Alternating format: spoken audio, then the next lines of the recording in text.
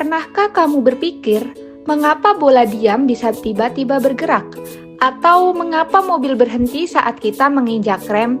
Semua ini berkaitan dengan gerak dan gaya. Gerak adalah perubahan posisi suatu benda terhadap titik acuan. Misalnya, jika kamu duduk di dalam mobil yang bergerak, dari luar kamu terlihat bergerak, tetapi dari dalam mobil kamu tampak diam. Ini disebut gerak relatif. Gerak ada di sekitar kita dan bisa kita lihat dalam kehidupan sehari-hari.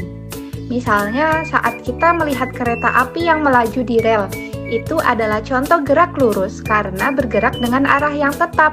Kemudian, jika kita memperhatikan kincir angin Belanda yang terus-menerus mengikuti porosnya, itu adalah contoh gerak melingkar.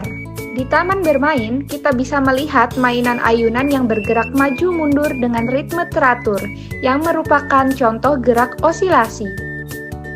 Lalu, apa itu gaya? Gaya adalah tarikan atau dorongan yang diberikan pada suatu benda. Misalnya, ketika kamu mendorong troli saat berbelanja, troli akan bergerak maju. Hal ini menunjukkan gaya dorong. Sedangkan saat bermain tarik tambang, kamu menarik tali dengan kuat agar tim lawan mendekat. Hal ini menunjukkan gaya tarik.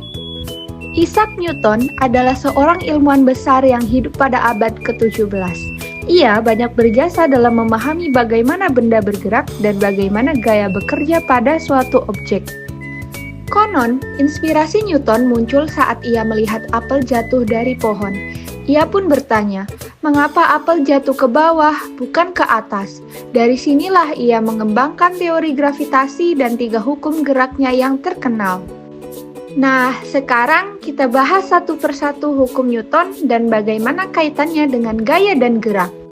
Hukum pertama Newton menyatakan bahwa jika tidak ada gaya yang bekerja pada suatu benda, maka benda yang diam akan tetap diam, dan benda yang bergerak akan terus bergerak dengan kecepatan tetap. Hukum 1 Newton secara matematis ditulis sigma F sama dengan 0. Kemudian, untuk hukum Newton kedua menyatakan percepatan yang ditimbulkan oleh gaya yang bekerja pada benda berbanding lurus dengan besar gaya dan berbanding terbalik dengan massa benda.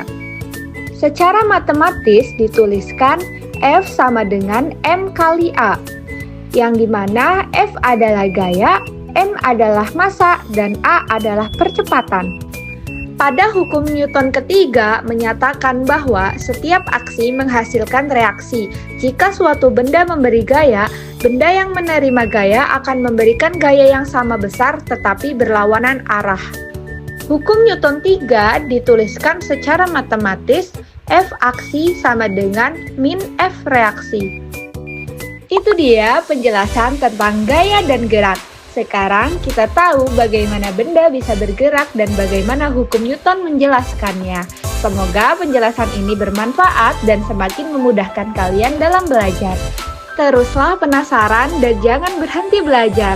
Sampai jumpa di video berikutnya.